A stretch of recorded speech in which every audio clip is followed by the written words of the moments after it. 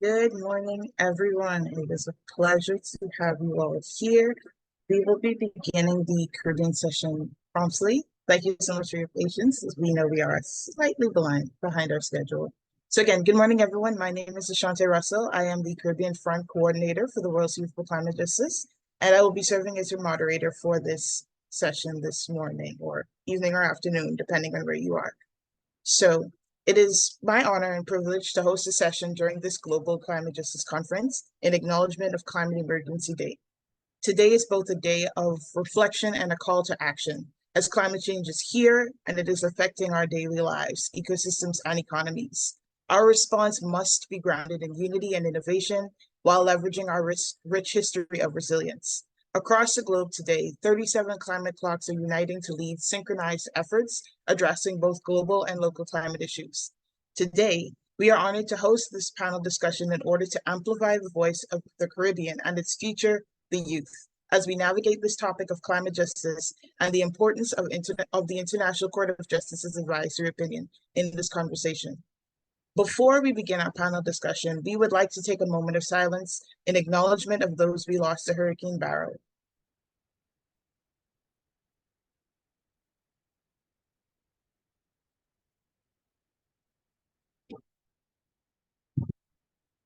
Thank you so much. Our thoughts and our prayers remain with you during this time as we reflect and rebuild.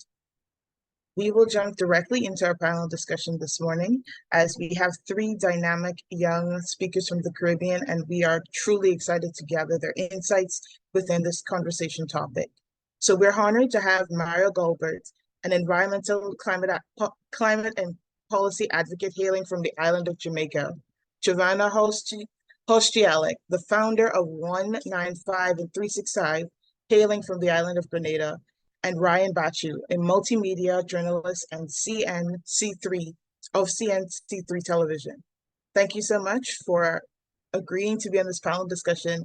It is extremely an honor to be in this space with you and to gather your insight on this topic. So we will jump directly into our questions segment. And we will be starting firstly with Giovanna with our first question. Apologies, before we get into the panel discussion, I am remiss. I would like to take an opportunity for you guys to introduce yourselves, to tell us a bit more about the work you do, the organizations you are a part of, and why you entered the space. So Giovanna, we will start with you. A pleasant good morning, everybody. It's honestly a wonderful privilege to be here, being able to talk with all of you. So a little bit about me. I'm not too much of a talker, so I won't go for too long. But my name is Giovanna Hostialek. I'm a 19-year-old climate warrior. I've been a secondary school teacher for 2 years, and I've been an environmental activist from a very young age, doing different initiatives within my school from the young age of 12. I'm a certified diver because I do a lot of underwater cleanups and different initiatives within my country. Back in about 2020, myself and my father founded the 195 in 365, and it officially got launched in 2022, where I shortly after went to COP27 in Sharm el-Sheikh, Egypt as the youth representative for Grenada, and from there the initiative expanded even further.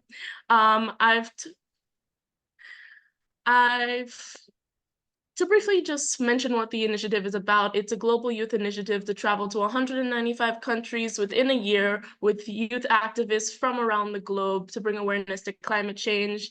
And through that course of environmental activism, I've done a few courses on environmental negotiations, and I've spoken at the American Courts of Human Rights on climate justice in this year, in April 2024, and well, this panel now, which I'm very excited about. So on handing over to my next panelist. Thank you so much, Giovanna. Ryan, it is a pleasure to have you. I definitely would like to take this opportunity for you to introduce yourself as well. Thank you very much, Ashante, and good morning, good afternoon, good evening to wherever you are in the world. It's a real pleasure to be talking to you from the small island developing states of the Caribbean. I'm in Trinidad and Tobago. I've been a journalist here in the Caribbean for the last 14 years. In fact, this Saturday would make it exactly 14 years since I first entered the media. And I've been covering the climate space for the last 3-4 years, having attended a couple COPs. I always say, Ashante, that my real goal in covering climate change really is to educate the people of the Caribbean as to why things are so radically changing so quickly, why suddenly we're talking about droughts in the Caribbean, something that was almost unheard of when I was a young person, why the rainfall has become so much more torrential and flooding is so much more an issue now than it was before. So in covering climate journalism, I think that my sole purpose has been to edify the people of the Caribbean as to why things are so much different weather-wise as opposed to when they grew up. I think a lot of people are feeling the effects of the heat. I think a lot of people are understanding that we have many more storms now. I thought you started off this webinar brilliantly, and I'm very appreciative for the way that you started it in honor of the victims of Hurricane Beryl. Hurricane Beryl, a Category 5 hurricane in June. I mean, that's not Caribbean. That's alien to us. So, you know, a lot of people have realized that there have been radical changes in the weather patterns, but I don't think they've quite gotten the climate change aspect of it. And I've always seen my job as a climate journalist to make people aware and to educate them as to the technicalities of climate change and how it really affects their lives. So really happy to be here. Thank you very much for inviting me, and I'm really looking forward to the next few hours.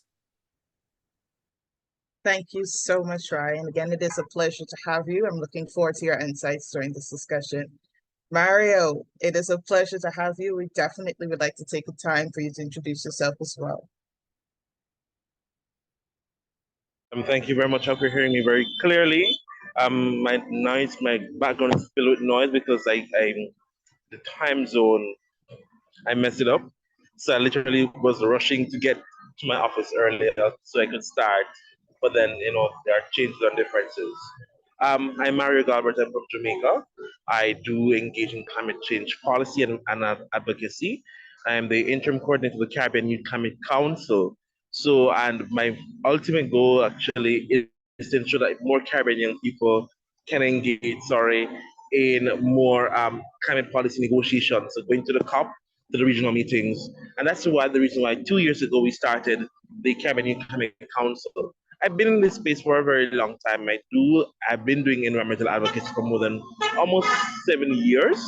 And so I'm happy, to be engaging and to be listening in on the space. I'll also be providing my perspective. The colleagues here have provided, the very basis as to why we're having this discussion. But there's also more things that can be looked at. The issue of food insecurity in the region. We also have issues related to the energy transition in the region. And so there's lots of more reasons why we're having this conversation and why climate justice is important for us as Caribbean people. And so I look forward to engaging and I look forward to providing more perspective to this conversation. That is it from me. Over to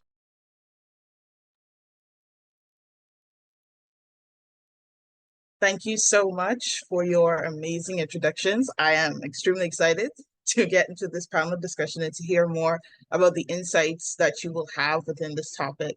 So for context, we are aiming to have an honest and open conversation about climate change, as well as the reality of climate justice, education, and resilience, as well as our unique position as youth within this space from this region. So we aim not to just outline the challenges, but also the opportunities that exist within this challenge, as well as the importance for us to be included in this space while maintaining multi-generational conversation, support, and collaboration. So with that being said, on the conclusion of this panel discussion, we will also be taking a time for question and answers. So if you have any burning questions, comments, anything you would like to express in the wider audience, we will be holding it until the end of the panel discussion, but rest assured, we will give you that opportunity. So to kickstart this panel discussion, we will begin with you, Giovanna. And our first question is, as we've heard time and time again, climate change is no longer just a challenge of the present, but a threat to our collective futures. And we are seeing the devastating impacts of this all over the world, especially across the Caribbean. With this being said, When looking at the challenges we experience in our region, what does climate justice mean to you, and how does the inclusion of human rights tie into true climate justice? All right, so as you all know, Hurricane Beryl about 3 weeks ago hit Grenada as well as many of the other Caribbean countries, and it was devastating. Grenada's government budget is about 600 million US, but the cost to rebuild is going to cost several $100,000 more than what we can afford. And it's like this across the Caribbean, where people are suffering and they're not being given the help that they need to mitigate against this. So for me, in a sense, climate justice would be the fair and equitable assistance / payment for the damages done by disasters, especially with Beryl. Beryl broke so many records across the Caribbean. In 2 days, it became it went from an unnamed tropical storm to an entire Category 4 hurricane. And this is not natural. It is an unnatural man-made disaster due to the effects of climate change. And so with the payment of damages, we also need governments to be able to help with the mitigation and adaptation of all the challenges that are happening on our planet. We need to strive for more loss and damages loss and damages need to be more transparent within the governments, and we cannot allow them to continue with this high interest rate for them to be able to give us this assistance, because countries just cannot afford it, especially our developing states. We are not as developed as these bigger countries, but they are so reluctant to help us. This is what climate justice means to me: help. A demand for help, a demand for equality across the countries. Let the developed states help the developing, help us who are less fortunate. So that's what climate justice means for me. Thank you so much, Giovanna. I would be remiss if I don't say that the level of passion and emotion that you would have expressed just now, it resonates deeply, especially in reflecting just 5 years ago, the Bahamas was in the similar position in being completely ratified by Hurricane Dorian. Though it only impacted two of our islands, settlements in 2 of our islands, the adverse effects were felt across the archipelago because it was the first time we experienced something so catastrophic, and we really found ourselves in a position of true vulnerability. So I agree that there is a lot more that can be done to truly embody what climate justice actually means, especially for small island developing states and frontline countries and territories. So thank you so very much for that. So in the same theme, Mario, our next question is for you. And your question is, as an extension of the importance of Climate Emergency Day, one of our priorities within the World Youth for Climate Justice is advancing and supporting the International Court of Justice's advisory opinion process as we strive to achieve true climate justice and equity across all states. So what do you think is necessary for youth to be able to contribute to international dialogues as we urge global leaders to create and enact more progressive national climate change policies? Thank you very much, Ashante. I think one thing that must be clear is that the regional in itself has a better role to play. We advocate for climate justice. And I think one thing that must also be clear is that our countries need to be more to engage youth in the process. If you check every single year at the COP, if we put our number of youth with the number from Latin America, you'll see that we are way outnumbered in terms of representation and participation. That's one thing. You have to get young people in the space to know what is happening, not just at the local level, but for them to know what is happening so that they can contribute more to the process.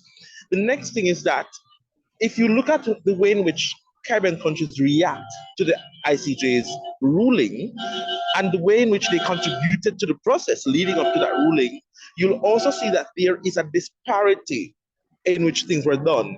We literally had to be begging them, to contribute, to send submissions. And not many of them did.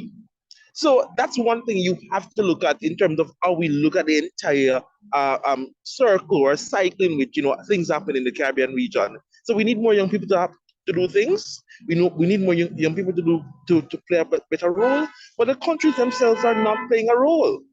So that is another issue, an obstacle.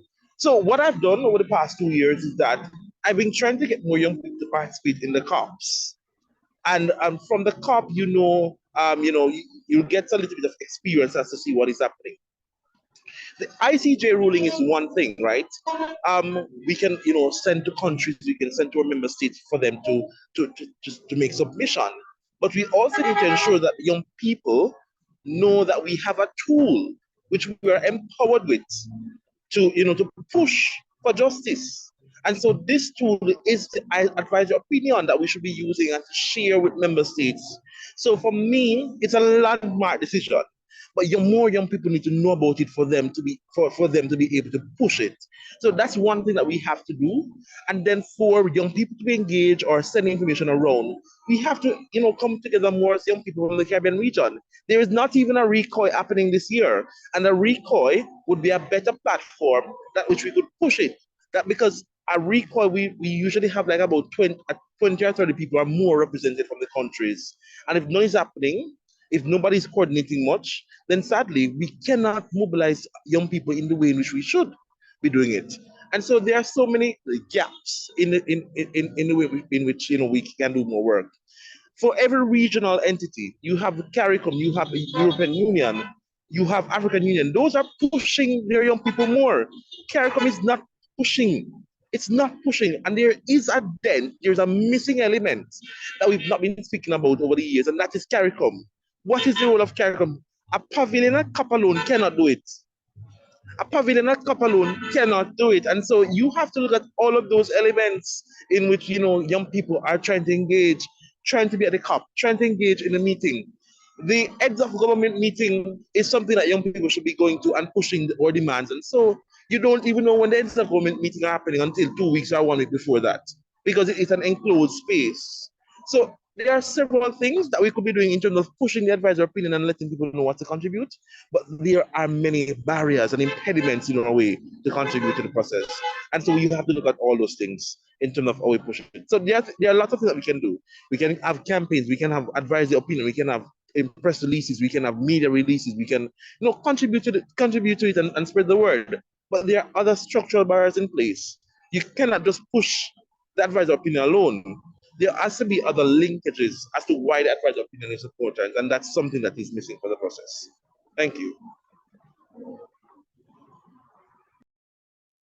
Thank you so much, Mario, for your insight. I do agree, especially leading up to the submission deadline. There was a lot of conversations to be had that should have been had, and unfortunately, were not able to be had until after the submission deadline. And for us to really and truly achieve a unilateral decision and a completely well-rounded solution, there are a lot of subsequent and subsidiary connections that need to be formed within our region, especially because we exist in a region of proximity. So that is something that definitely will and must be factored in if we want the advisory opinions ruling, especially if it is favorable for us, to truly be one of a momentous success. Otherwise, we will be perpetuating an unfortunate state of stagnance. So thank you so much for that. So we will move to Ryan, and your question, in the similar scope of Mario's, is how could the International Court of Justice's advisory opinion on climate change benefit vulnerable populations within the Caribbean, such as the indigenous communities and the more, I guess I can say, vulnerable small island states amongst the group?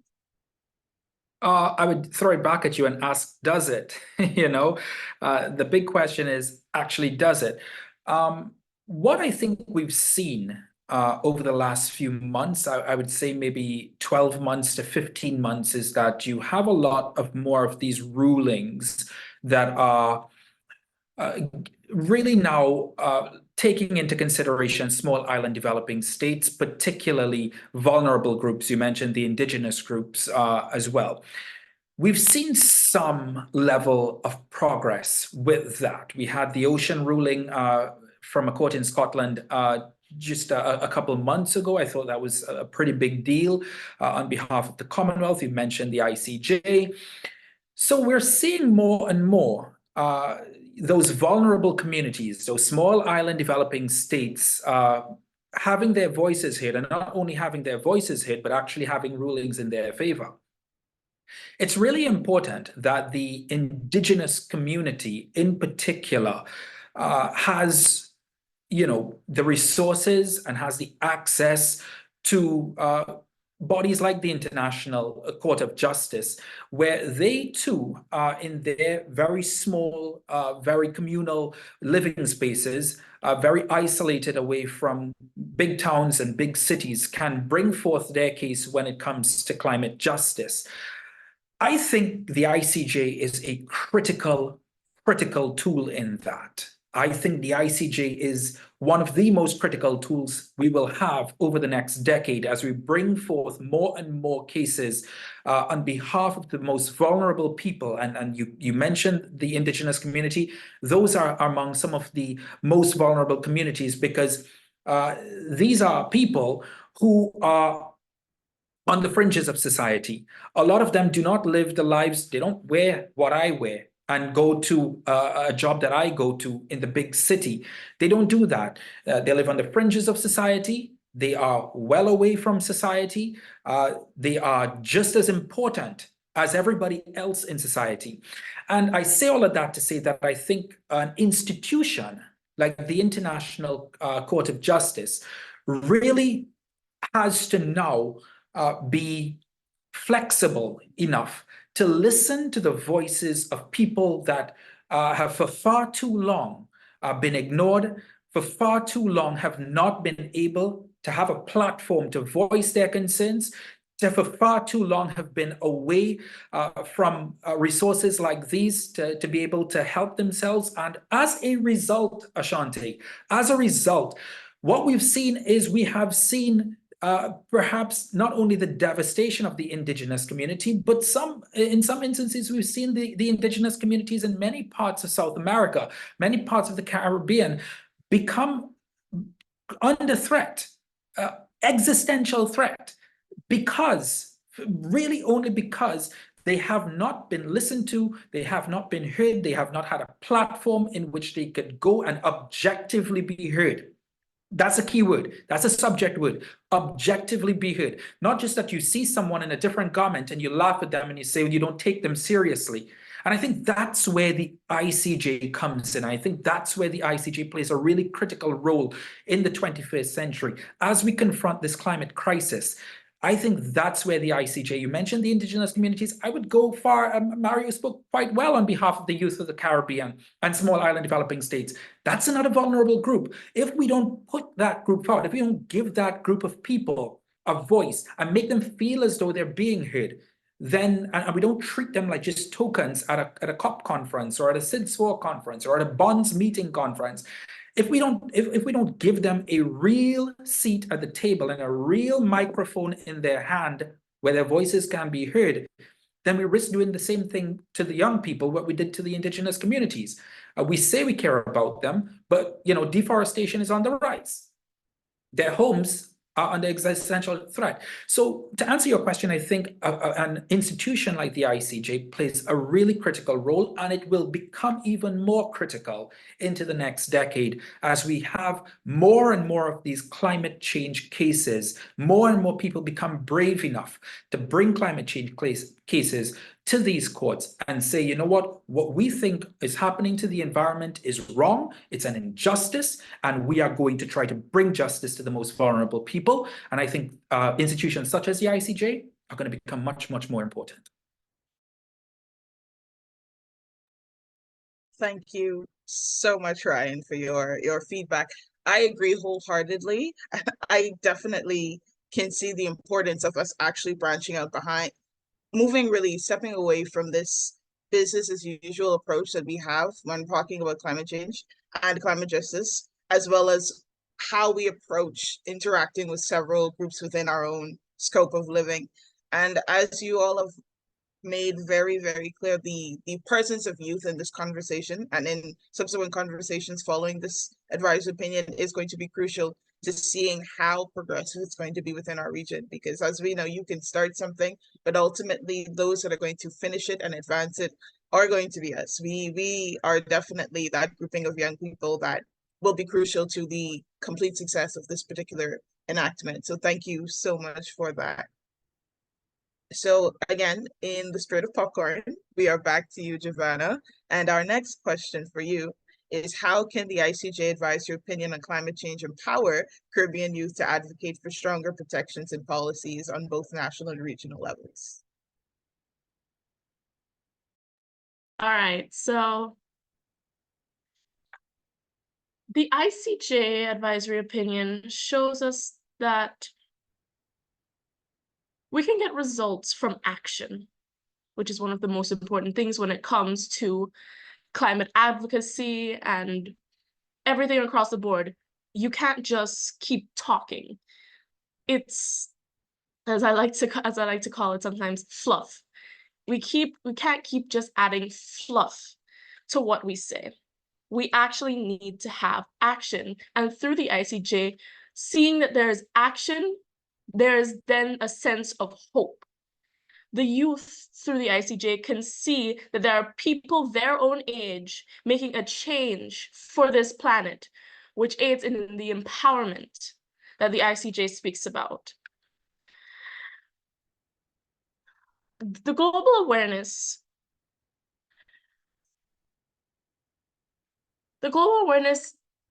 within the ICJ, it needs to work on coercing governments to take more action on climate change, because if not, we are facing a climate apocalypse. And that is a terrifying reality for our future generations. If we do not get governments to change their stance and change how they view this climate crisis, we are doomed. Our future generations are doomed. The Caribbean is doomed. We heavily rely on our ecosystems to survive. And through the ICJ, it's going to encourage our youth to fight for what they want, to fight for the protection they need for themselves, for their homes, and for their future families. The youth are our future. They're our future doctors, our future lawyers, politicians, presidents, prime ministers, youth advocates, climate warriors, as I like to say. And without them, we're lost. And seeing this hope that the ICJ provides is a big step for the future. And with the ICJ, it encourages that the region, that together as a region, we are strong. And we need to embrace that. We need to embrace our youth. And I believe that the ICJ is on a great path towards that, a great path for a sustainable, unified future.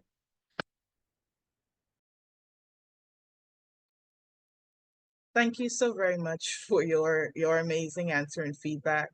I agree. There is a lot of good that's coming out of this particular opinion and conversations, and it highlights just how progressive things can be when we are moving together under one completely sound resolve, and the conversations that stem from it, they have the possibility and the potential to really be life-changing. And for us, this opinion, as you have very eloquently stated, will hold individuals to more accountable frameworks and conversations. It will definitely work to reducing this. If it's not, I guess I can put it as the way we like to the formal conversation we have in the Caribbean. If it's not before my doorstep, I don't have to sweep it.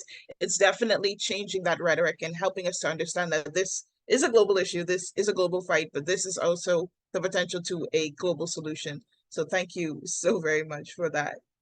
So Mario, we are back to you with another question again. What opportunities does the ICJ advisory opinion present for promoting social justice and equity in climate adaptation and mitigation efforts across the Caribbean? Thank you very much. Again, I will say one thing that is very clear from the decision is that, you know, justice is something that is restored after a wrong has been done to someone. So, so in a sense, when you look at it, you say, okay, justice. You know, what are the things we are looking at? You know, the social protection that is needed, and so that is one of the components of this, you know, decision, or this, you know, conclusion for us to say, okay, based on this resolution, or based on this outcome, we as young people, or we as people from small island states and those who are affected, can say, okay, we need to go to these people and say, all right, because of your action, employment is an issue. Because of your action, housing is an issue. Because of your action, health is an issue. Because of your action, or tourism sector is an issue. And so you have many grounds to which you can speak at any international forum and to say, on these grounds, you should be paying up for what you have been doing to us for the past in several decades. And so we could say, okay, there's the need for a fund. We've been advocating for that fund. They need to put money in that fund. And so the basis for this resolution, or this outcome, is one way in which we can say, yes, it is your duty and responsibility to contribute to all the funds which are there. I see COP29 is doing a fund. There's some issues around that fund because of fossil fuels and its relation to fossil fuels. But again, you look at, who is that fund targeting? It's targeting countries which are doing fossil fuels. But at the same time, we also have to be looking at, you know, are we saying that, okay, it's fine for them to continue? So the advisory opinion for me, it's not just to, you know, to say, okay, yes, this is something that the decision has been made now, that, okay, it's been said now that the ruling said that you've been doing it. It's not that. For me, it is saying that these things you have been doing for years, and now it is very clear to the courts that you all emanate to say, all right, it's time for you to be paying up more than what you've been paying. So you have not met the 100 billion per year. You've not met the other funds. The other funds are still lacking funding. So no more than ever, it is your duty and your responsibility, given that the court find you guilty, to pay the small fines that you have not been paying. And those fines that you should be paying now should be contributing to education, health, adaptation if necessary, and other matters. That is how I see it. Thank you.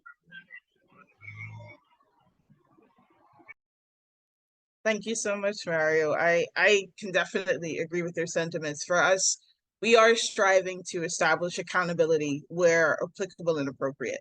And I do believe that is what this advisory opinion does offer the global conversation, truly having accountability, being present in these conversations, and fostering a better relationship between developing and developed states as we strive to become a unified front against this catastrophic problem that does not see race, borders, margins, or groups of people. It is a universal threat. It is a global challenge.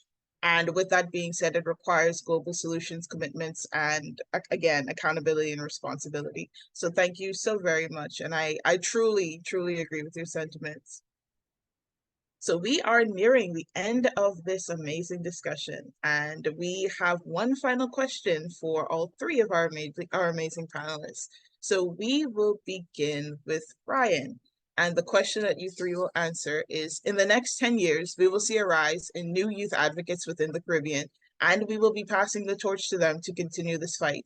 With this being said, how can we aim to push for better parameters today that goes well beyond just sitting at the table, so that the leaders of tomorrow have better systems in place to advance stronger implementations and youth inclusion?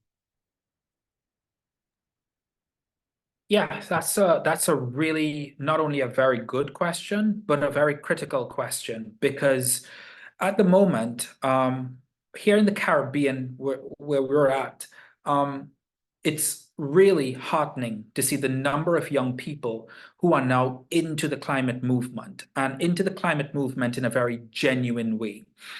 They are very passionate about the environment. They are very concerned about the trajectory of where we are headed. They're very concerned as well about what will happen with the future of their islands on which they live. And they're great advocates. They're loud. But what does all of that mean? Absolutely nothing. I love football. I love basketball. But no matter how much that I yell on Facebook about the Chicago Bulls, it changes nothing because I'm not in the dressing room. I don't get to make decisions. I'm not in the boardroom. So if I would like a player signed, nobody's listening to me because I don't have a seat at the table. That is where we need to change things right now. I'm not going to speak too much about outside of the Caribbean. I'm going to kind of stay here in the Caribbean, but it sort of also broadens out. The idea that young people are involved in this climate change decision-making process is alien, and it's false and it's misleading. I think a lot of the regional bodies have young people at the table because it looks good. And it's a very great cosmetic surgery to put on to any webinar that we have young people there. Let me just make sure that I quantify what I mean by that. I'm not saying that it's not important to have young people at the table. It absolutely is important. But it's even more important that what they are saying is actually executed and implemented. I think that's where we're failing right now. So two things I'll wrap up in saying, because I don't want to take too long. The first thing is that there is this crescendo that the smart people say in music, a crescendo. There's this crescendo of young people joining the climate movement in the Caribbean. I think we need to build on that momentum. I think while they are interested, while they have found a passion for climate change, positive climate change, as well as the environment, we need to inspire them to continue to do that. And they will inspire their friends, and their friends will inspire their friends. And suddenly we have a generation of young people in the Caribbean that are now so interested in the environment more than any time before and more than any other time required, that now we can actually have a large, thunderous voice together. We need to inspire them to keep going, because if we don't listen to them, if we don't give them a seat at the table, then they're going to be demotivated. Some of them will just start moving on. They will go back to whatever they used to do, play, I don't know, Game Boy or PlayStation or whatever else there is. The second thing is, we need to listen to them. It's not happening. Although we are giving them a seat at the table, although we are giving them the resources, we are having a lot of these lovely webinars, we're giving them a lot of the tools that they need, we're giving them fellowships, we're sometimes giving them grants to do things in their communities, all fantastic. But it all amounts to very little if the policies by which they will be living with in 10 years or in 15 years, if they're not having a say, a real genuine say in the execution and the implementation of the policies that are being developed and the frameworks that are being developed, then it really doesn't make any sense. We need our best young people on these committees. We need our best young people speaking on behalf of young people, not just in a cosmetic way, but we need our best young people actually ushering in, albeit it might be slowly, but ushering in the change that we need to see in the Caribbean. And until we see real, genuine effort by Caribbean leadership to not only give the Caribbean youth a voice, but also actually implement what they are saying about the very Caribbean that they will be living in and leading in 10 to 15 years, then I'm afraid everything else that we do is just pure cosmetic.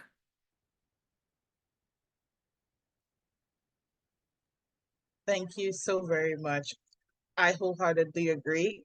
You're correct. There is a lot that we need to lean into while we have this particular momentum working in our favor. And we would be doing an extreme disjustice to ourselves if we do not give way for the change that is going to inevitably come. creating these spaces and fostering these connections and conversations with the youth, because as we have definitely become quite aware, our generation is standing in a very unique position to bridge two very different spectrums of people, the older generation and the generation that is to come. So I wholeheartedly agree with you. So we will move to you, Giovanna, in terms of your response in the question as well. Do you need me to repeat the question for you, or are you good? I should be good. I should be good. Okay. So I 100,000,000,000% agree with what Ryan was saying. We need more. But I also want to look into the education aspect of it, as I am a teacher, a secondary school teacher. Right now, we need to be encouraging and lobbying for governments that climate science be a mandatory subject for our students in primary and secondary school, because education is the strongest weapon we have. We cannot set forth future advocates without the information that they need to fight this battle. As a teacher in school, I don't see, and I see very minimal, if at all, conversations when it comes to climate change or climate science. So many people are blissfully unaware of what is going on around the world, what's going on in your own homes. And that's not the kind of people we are supposed to send up to lead our nation, because if they are uneducated, they cannot properly assist future generations in this climate movement. We need to give them a space where they can learn, where they can thrive, and they can grow in their curiosity about how to fix this crisis. And kind of breaching into a little bit of what Brian was saying, we truly need to pass the baton. We need, especially the older generations, they need to pass the baton down to the younger generations that have those brilliant ideas of how to change the world. The youth see it, and the youth understand that the situation is dire, and they have those amazing ideas that still even baffle me when I hear it on the news or I read it in different articles. And this is the kind of change that we need, but they need a space where they can make a difference. Policy change up in parliament, all of these high positions that are filled with more of the older generations need to take a step back and allow for the youth to lead and lead effectively. They don't need to take a full step back. They don't need to just leave the stage, but they need to guide a path for the future generations to follow. They need to show them what they need to do, how they need to do it, and assist them in becoming the future politicians, the future climate activists that can fix our dying world. So that's what we need to do. And yeah. Thank you so much, Giovanna. I truly appreciate your sentiments, especially being that you're in the spaces with the younger spectrum of youth so often and so consistently. It is definitely wholly different when you sit down and you talk to a child and you hear the innovations that just spew out, because we look at problems through a wholly different lens. But when children begin to have conversations about these issues, they see innovative solutions from a mile away, and it is baffling and it's pleasantly breathtaking. But I agree with you in understanding that things do happen in seasons when talking about intergenerational communications and commitments. And I look at the youth to older generation conversation similar to a sunset and sunrise. It's a gradual thing. It happens over the course of a day, but the sun will eventually set. And when it rises again, it's a whole new day. It's a new perspective. It's a new opportunity. And we have to begin to look at this intergenerational conversation as something similar to the sun setting, with understanding and completely accepting the fact that it will rise again and the next day will be different. But difference is the opportunity for diversity. So thank you so very much. So Mario, we are to you with this lovely question. We are happy to hear your insights. I think one thing, sorry, I can't turn on my camera now, but I think one thing that must be stated clearly from this discussion is that, young people will always be there. We, as Caribbean people, we've been trying our very best currently to create a space that is open, inclusive, diverse, and transparent. And what is also important, you notice that more institutions are here to ensure that young people can contribute to climate justice, to climate action. One thing I just want to say is, which Ryan spoke about earlier today, is that we're doing enough. We're doing a lot. We're getting grants. We're getting fellowships. But if the policies which are in place are not enough at this current time, then that will continuously be a problem for us in terms of the way in which we operate as young people. Because our governments in the Caribbean must also ensure that the policies that they put in place are aligned to whatever climate action or whatever climate goal that we're trying to achieve, or whatever target it is the Paris Agreement achieve, is aligned to. So for me, there are many things in place. There are several youth organizations. What is also an element that is missing is the role in which international institutions play, or regional institutions such as CARICOM should play. For example, I believe that there should be a fund from CARICOM, or CARICOM should have established a fund that young people can access, but they have not, and they have not used their international standing to promote more when it comes down to the engagement of young people. They have the CARICOM Youth Ambassadors Program, but it goes too far. It doesn't go much beyond just like another diplomatic post or position. If they look at the Caribbean market and economy, but they need to look more beyond those things. What about a mobility fund or a climate action fund that where young people can access? And if we're saying that we are looking 10 years ahead, then these things has to be in place now. Don't wait until 10 years, 5 years when things are going bad or worse, and you need more people on board, or you need more young people on board, and you're going to establish those. Now is the better time. We have a target.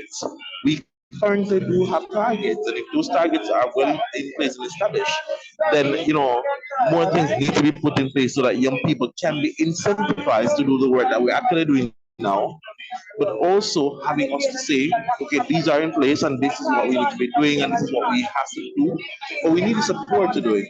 And then there are so many already structural barriers in place which are affecting young people engagement in the space. And so these are some of the things that we see. Institutions are there, youth organizations are there, several activists are there, but there are some barriers already in place that we are trying to move.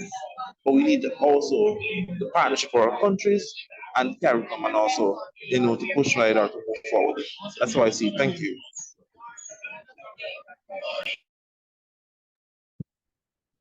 Thank you so very much for your amazing feedback. Definitely, we need to lean more into the systems that we have in place before we begin to continuously look at an additional, even though this proceeding is going to be momentous for us, it's going to work beautifully in tandem with a system that is progressive and working. So I agree that we do have some work to do in-house, but it's going to definitely benefit us all in the long run as we move into advancing and engaging more as we go through the remaining phases of this advisory opinion. Ryan, I see you have your hand up. I just wanted to add something very quick to what Mario is saying, and I think it's a critical Absolutely. point. Thank you. Climate policy and climate framework, it has to become a part of election campaigns. We have to make it that important here in the Caribbean. Until it becomes that important, where certain aspects of your presidential run or your prime ministerial campaign hinges on climate change and how you're going to treat with the environment of the climate, then I don't think we're going to get any tangible results. I just don't think, and you asked for a very candid conversation at the start, I just don't think that the generation of politicians that we have in the Caribbean right now truly understand the urgency by which young people are concerned about what is happening with the changing climate. And I think if you have a situation where part of your presidential run or your prime ministerial run hinges on your policies with regards to the climate, and young people in particular have to vote on those policies, and young people in particular are interested in those policies, then I think you're going to end up in a position where you force political will that might not be there ordinarily. You will force political will when it comes to these things. But at the moment, a lot of people always in these webinars, you always say, where is the political where is the political will? And nobody knows where it is because it's lost or it doesn't exist. But I think if it becomes so important for a representative or a president or a prime ministerial candidate to be elected, then I think it changes the entire ball game for how we go about tackling the policies and the frameworks that we want implemented here in the Caribbean.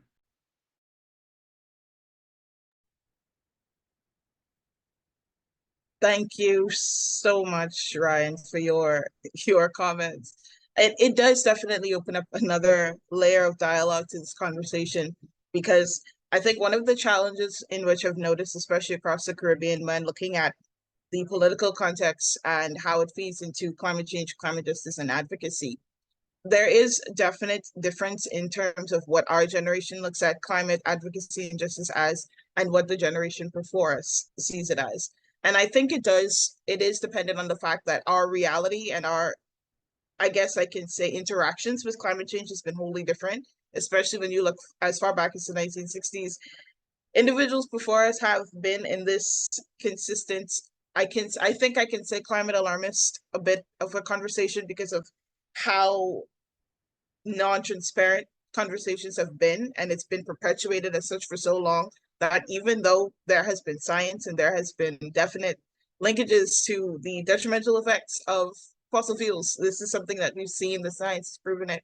It's just the way in which information has been presented and manipulated is definitely caused a bit of a challenge, a lot of a challenge rather, in this trickle-down effect to us. So I do agree with you in saying that if it is presented in a particular context that really makes it more prevalent, that our leaders and the leaders that we are going to be involved with more intimately recognize this as a challenge, not just of the present, but as one of the immediate future for us, the immediate future, it will definitely foster conversations that need to be had, as well as bridge this difference in opinion between us and those that came before us that still don't necessarily look at climate change as much of a challenge as we do. We have been born into climate change. It's really all we know. And though this inheritance comes with innovation and an opportunity for us to do better, we cannot negate the fact that it's not easy, and it does carry an incredible load for us. So thank you so much for adding that layer to this conversation. So we are at the end of this panel discussion, and it has been amazing having you three and listening to your insights and the level of conversation as well as the layers to this conversation. So we would like to take this opportunity to open the floor for any questions, comments, or concerns that our audience as well as the panelists may have for each other during this time. So if there are any questions, comments, or concerns, you are free to enter them in the chat now, and we can engage in this conversation. So I will give a moment for individuals to begin asking their questions, but I think I would like to kick it off. I do actually have a question for each of you, rather. Oh, so I do see one question before I get into mine. So thank you so much, Yasmin. This question has been asked: how can we better include Indigenous communities within this process if they are so removed? How can we tackle changing these structures of inequality and inclusivity to better include youth and Indigenous communities? So if any of you would like to kickstart this conversation, we will be happy to hear responses. And I can also repeat the question if you like. I could go really quickly if that's okay.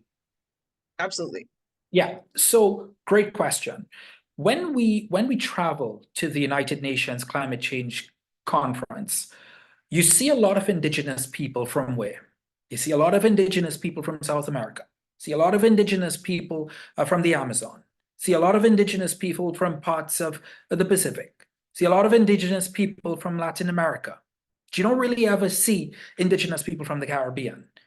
And we have such rich indigenous communities in places like Guyana. Where are they? At the United Nations Climate Change Conference. They're visible. All right, all of these from South America, from Latin America, from the Pacific, they're all there. They all look great. They run them down like celebrities because you want to get pictures with them because they're so fascinated by indigenous people that they don't see every day and where they come from. Where are our Caribbean indigenous people? And it sort of ties back in, Ashante, to what I was saying a little bit earlier. How badly do we really want to get these vulnerable groups, such as indigenous communities, such as young people, at the table and ever present? How badly do we actually really want them there? How much effort are we actually making to give them a voice? And I think the question that was posed is a very good one. It was posed in a very good way as well.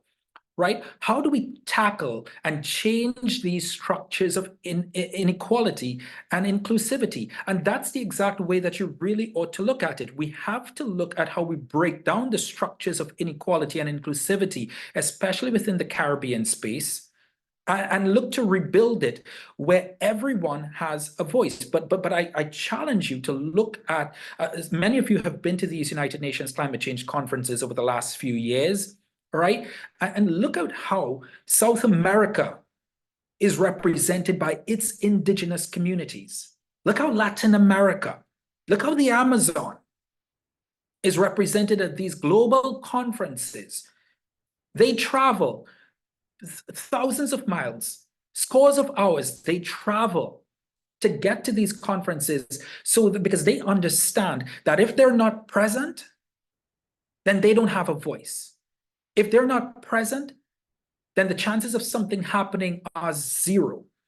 And I think that's how we ought to treat with our indigenous communities, of which we have so many rich indigenous communities and First Peoples across the Caribbean.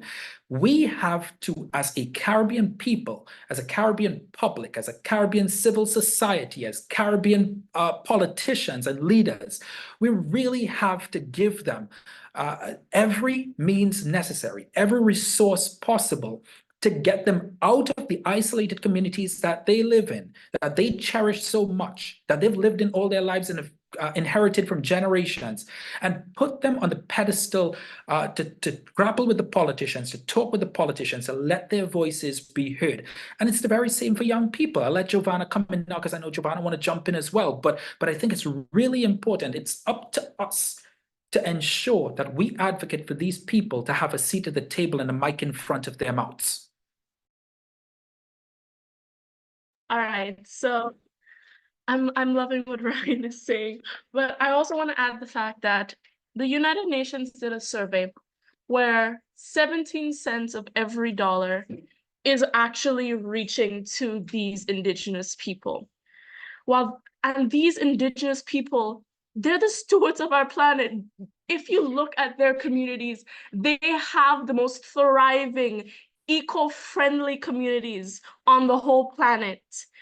And we are not highlighting that enough. We are not taking the solutions that they have for their climate issues and we're not placing it in our day-to-day lives. We need to let them have a seat at the table and tell us what we are doing wrong and how we can fix it. Because they have the ideas. They've been using these solutions for generations. And they are useful, but we keep neglecting their voices because of how small their numbers are. They are, as Ryan was saying, they're rather isolated. They keep to themselves and their numbers continue to dwindle, especially since big corporations just keep taking more and more of their lands, We need to put policies to stop that from happening. We can't keep taking away from these people. There need to be policies in place to aid them. The middleman that is taking the chunk of this money, we need to eliminate that middleman so that they're getting the funds that they need to continue to sustain what they have. And like I was saying, they need a seat at this table to implement their solutions, because then the whole world shall benefit. Thank you to both of you. I wholeheartedly agree. Bringing in the conversation of Indigenous peoples in their communities, it's something that I always find to be rather interesting. And Giovanna, as you mentioned, so much of the solutions that are now being talked about have been a part of our intangible heritage and cultures for centuries. A lot of the things that we are doing that we're doing conflicts to what has been done historically.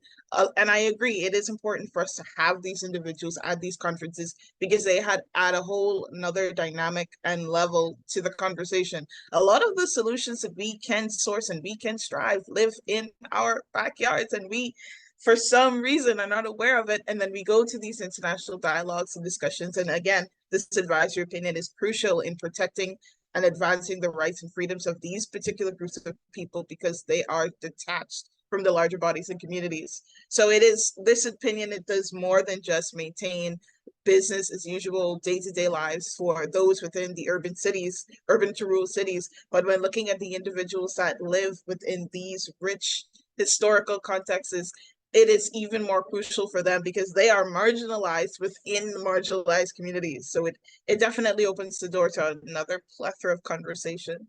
Giovanni, go ahead. And I just forgot, I just remembered, but I briefly wanted to just add in that, look at Dominica, for example. The Minister of Environment is from an Indigenous tribe, and look at the leaps and bounds that Dominica has done environmentally from their initiatives for saving the whales and saving their land. Dominica has been thriving very sustainably when they allow Indigenous people to implement solutions in their countries. So we need this across the world. We need their voices. We need their opinions. I just really briefly wanted to add that in as an example of how the world can benefit from Indigenous people's voices. Thank you so very much. I wholeheartedly agree. Shifting, I see we have another set of questions from Dylan. It's a pleasure to have you here. So I will ask them one by one. The first question being, how important is it to have contributors of climate damage from fossil fuel corporations within these conferences? And yeah, so will be the first question. Happy to field to any of you. I can go. So how important is it to have contributors of climate damage from fossil fuel corporations in these climate conferences? That's a question that comes up at these United Nations climate change conferences each year. And because most of them are there, they're there. They're there in the form of what we call lobbyists, because they're not there to say, well, we've contributed to Hurricane Beryl, and so we would like to see how we can contribute to the loss and damage fund. They're not exactly there for that. They're actually there to build up hurdles. They're actually there to build up barriers to the loss and damage fund and to every other policy or framework that actually gets in the way of the advancement of the oil and gas industry. I'm not sure, and this might be an unpopular answer, but I'm not sure how much sense and how much relevance they actually play at a United Nations climate change conference. I think that they bring less to the table than somebody else who can be an actual advocate for positive climate change. I think we've had a lot of these corporations. I think we've had a lot of oil and gas lobbyists.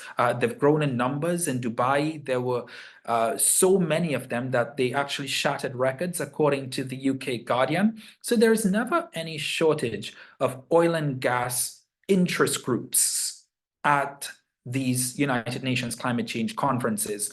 And I'm not sure where if the conversation actually heads in a positive direction in having these oil and gas corporations or contributors to fossil fuel damage.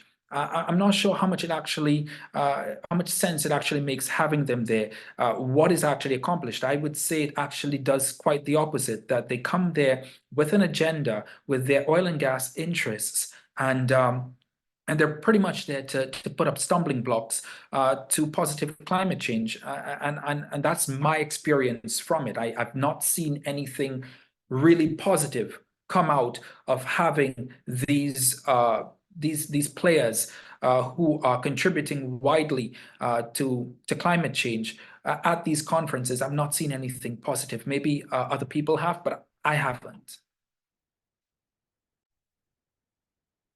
So that is a fair point, Ryan. And it definitely, for me, looking at back as far as COP 27 to 28, that was the concern. It is, I feel it is crucial to have all components and all players of this particular chessboard present. But at the same time, I also agree that intentionality is important too. You must serve a specific purpose. And seeing that we all acknowledge that everyone has a different perspective in this conversation, notwithstanding that all perspectives should be heard and need to be heard, we need to get to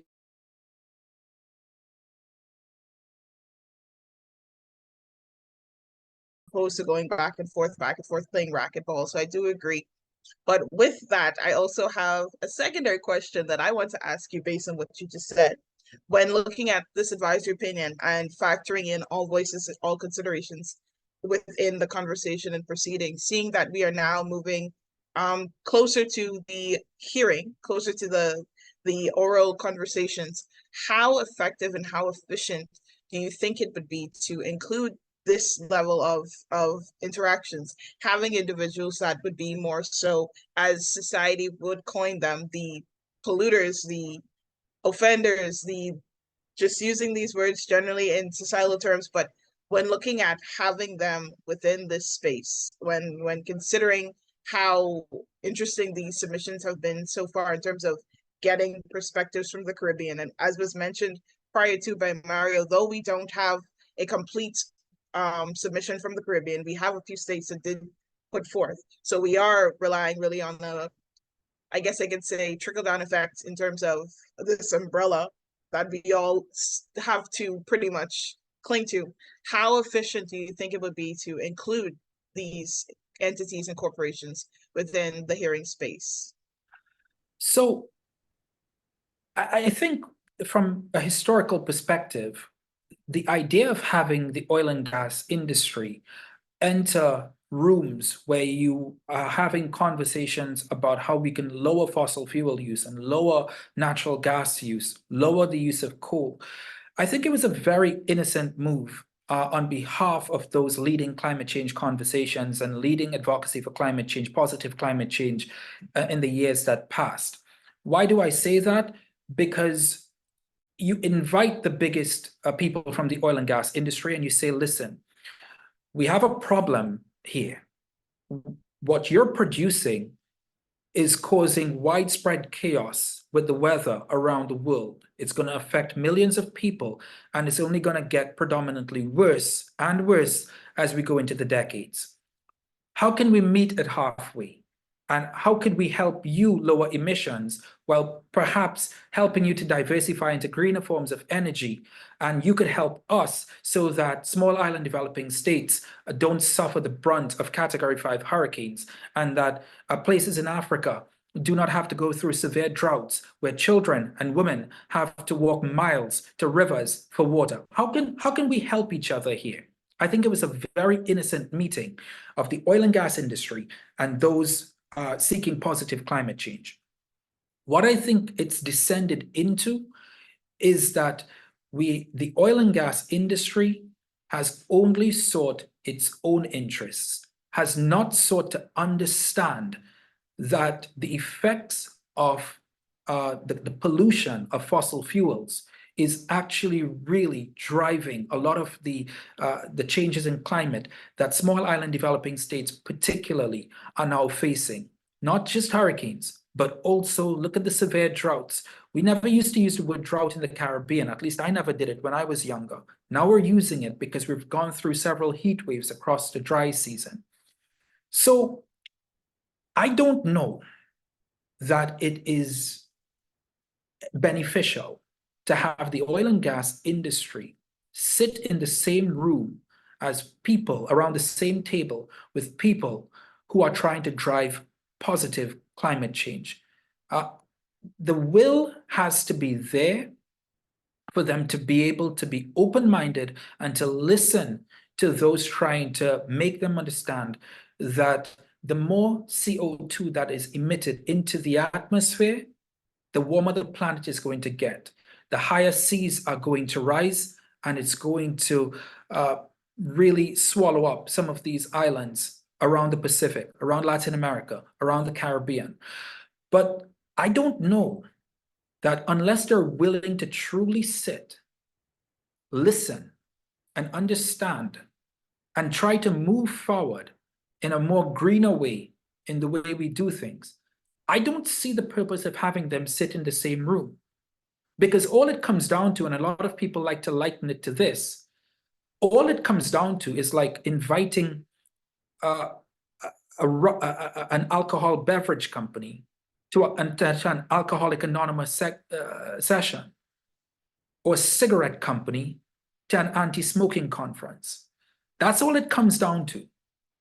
And we have to guard ourselves. I think we've gotten to the point where we really need to understand whether the oil and gas industry really wants to move forward in a greener way.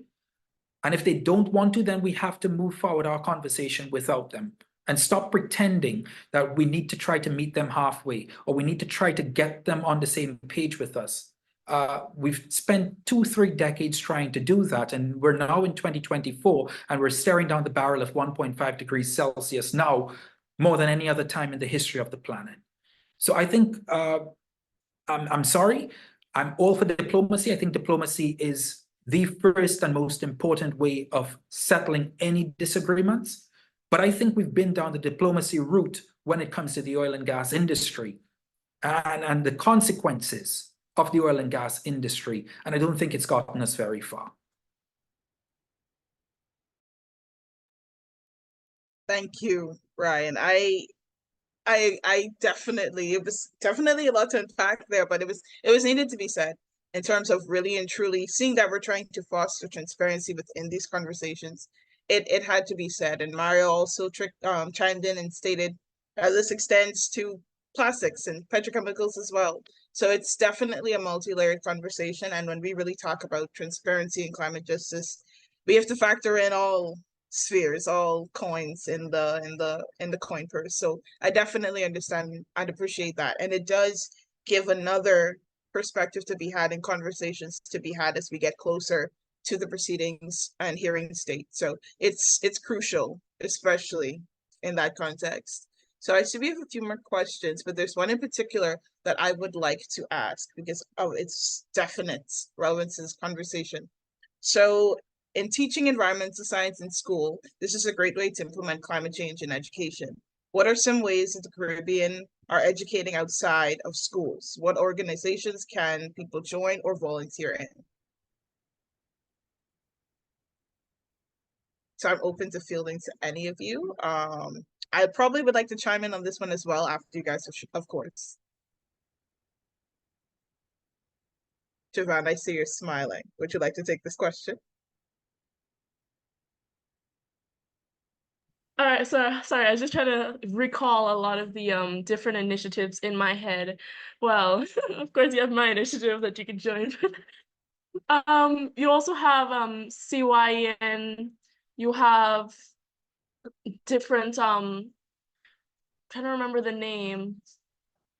You have the Lions and the Leos. You have a lot of different NGOs and CSOs within your own countries that you can join to aid with a lot of volunteerism and activism. You have the 4-H. These are all these are just a bare minimum of the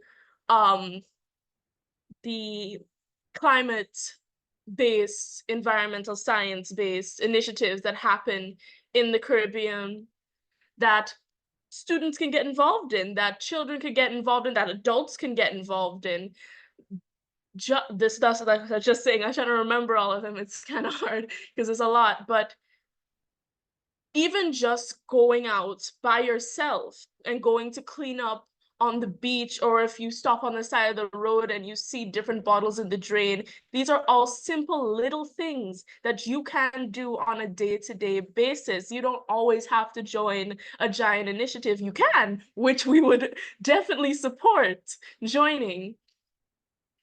But all of this has to change your mindset on how you look at sustaining your own environment and the environment of people around you. I want to add something Thank really you. quick, Ashanti, if that's okay. Absolutely. So now more than ever, I do believe strongly that it is very much the time we have arrived at the generation here in the Caribbean where we ought to incorporate climate teaching in our classrooms from as early as primary school. Now, that's very complicated. That's very complex. As a journalist, I remain objective. I'm not for or I'm not against. What I'm saying is, I'm not saying that we have to teach that BP and Shell and Exxon are bad and climate change activists are good. That's not what I'm saying. That's not what I want.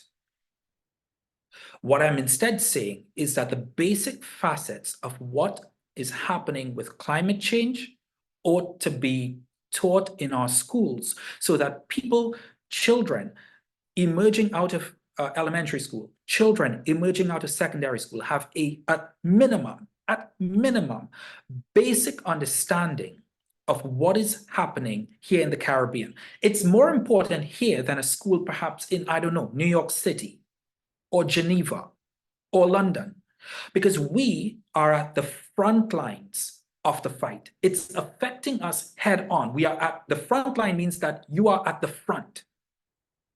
If there is an attack, you are at the front line.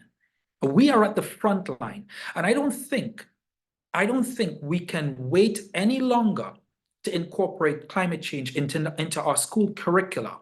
I think it's essential. I think it's really critical now.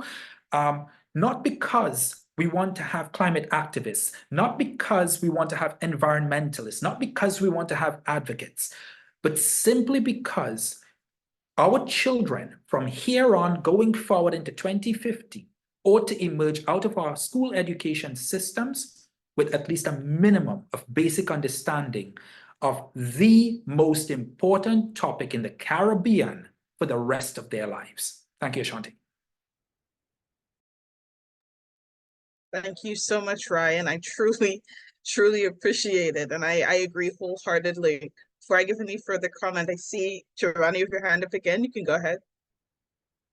I just wanted to say I 1000% agree with what Ryan is saying. We don't have to teach them that these corporations are bad and climate change is good and climate advocacy is good. What we need to teach them is what's going on in the world. We need to show them what's happening in their country, what's happening around the globe. We need to show them that we're all unified, and we need to show them how they can handle these scenarios, how they can mitigate within their own homes, how they can mitigate in the communities. For example, Hurricane Beryl, a lot of children were shocked by the devastation around Beryl, and they're uneducated on how they were supposed to handle themselves, how they could have helped, how they could have prevented.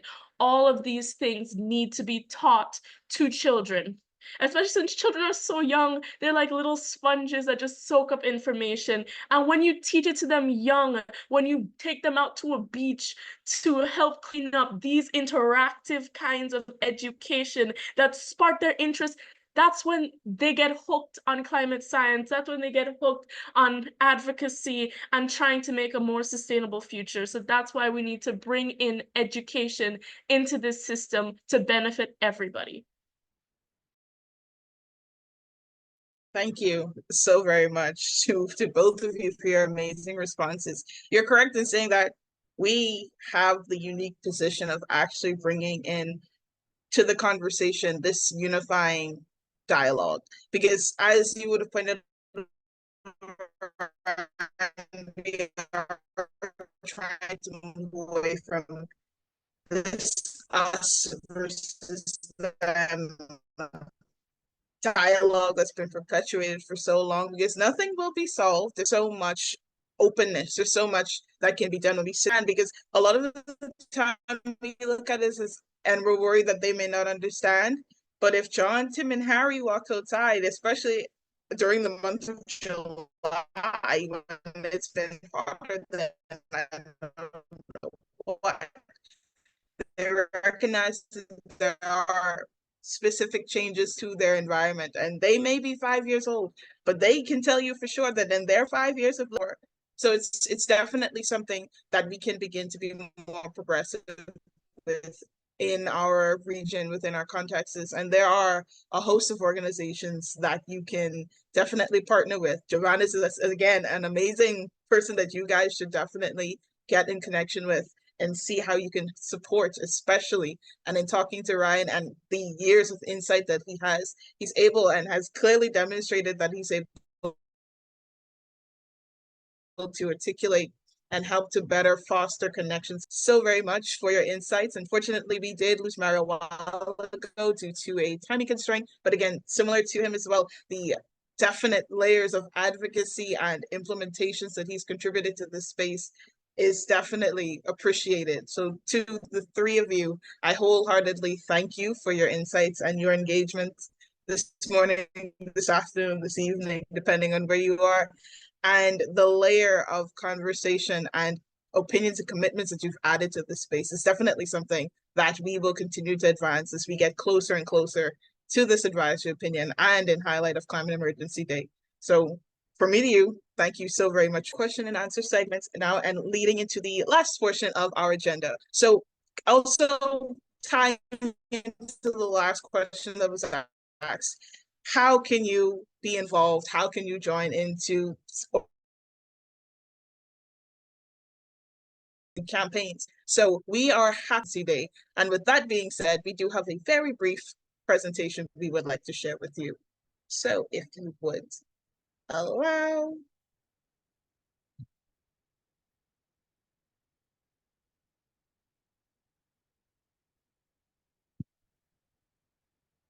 Right.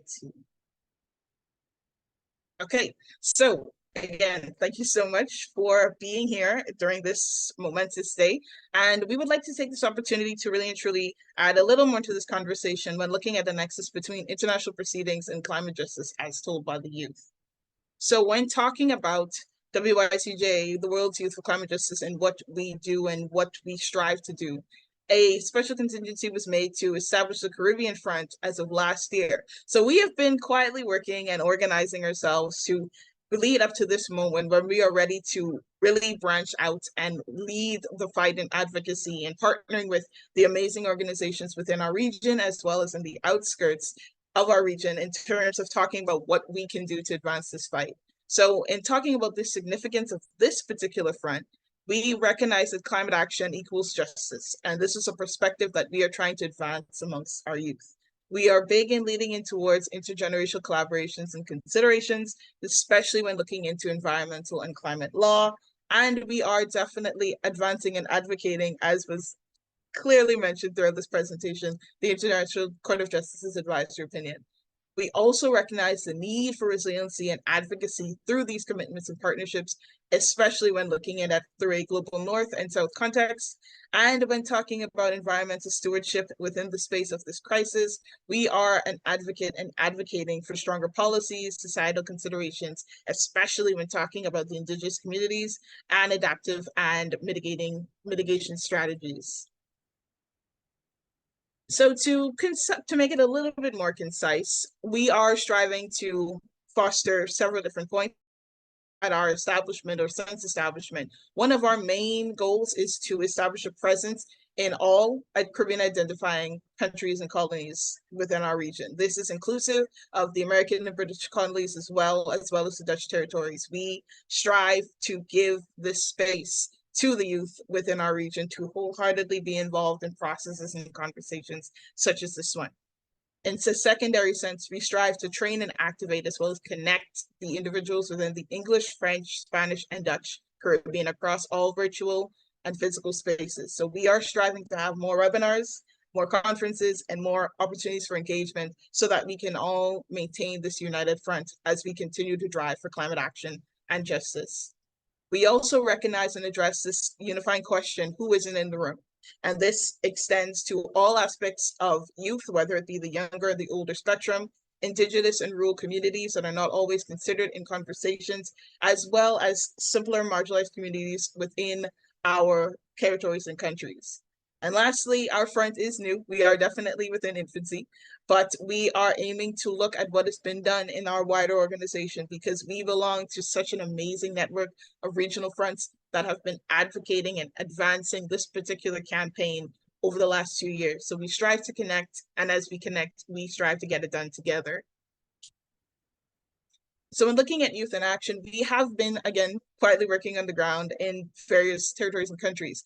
So we had our first on the ground training module in St. Martin earlier this year at the Caribbean Climate Justice Camp. Since then, we've been quietly working and continuously working to foster regional partnerships while factoring in personal realities and connection through commitment. So when talking about what is next, because again, we are moving into different stages and growth within the organization. So we are striving to complete our training series module 1. We would have had module 1.1 and 1.2, and we are now leading into 1.3 and 1.4. Upon its completion over the next few, give or take 2 weeks, we are striving to launch our community and engagement as well as on-the-ground movement. What this essentially is the establishment of national fronts and presences across the Caribbean.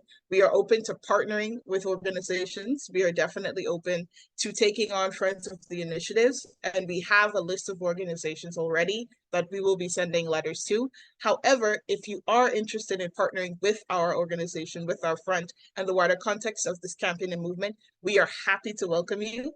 And we will be putting the necessary information for connection on our website tab on our broader website page. So we are definitely getting that done in the background, and we are happy and willing to welcome you all to this particular campaign so that we can foster a greater sense of solidarity within the nation. And lastly, this will also be on the website shortly, will be the official launch of our WhatsApp community and task forces. So we have a WhatsApp group that is currently established, but it will be ingrained within the wider WhatsApp hub. And within this particular grouping, we have several task forces, whether that be academic, engagement, social media, and communication. So we are creating different spaces that will fit everyone's specific strong points and gives and offers a sense of ownership and solidarity as we continue to grow and advance this front. And as an extension, the overall commitments of the World's Youth for Climate Justice. So thank you so much for your attention and your willingness to just be here today. We are definitely happy to have had you. And for more information, if you have any questions or concerns, or you want to know how you can help and connect with your front, whether you are here viewing from the Caribbean or anywhere within the world, please visit our website, which is listed below, that being www.WYCJ.com. So thank you so much for your attention during that time. And we will, if there are any questions that might be in the space currently before we shift to our official closing, we are happy to take them now. But if not, again, we definitely will be having our hub open. So any questions, concerns, or comments that you have that you would like to hold for later on, we'll be happy to field after this particular webinar series. Thank you so much, Quinn. So with that, I think we can, just saw a question. So I think we can now begin to wrap up and lead into our closing. So again, thank you so much for your time and your commitment to this particular webinar series. We have had the immense honor in planning this and organizing it.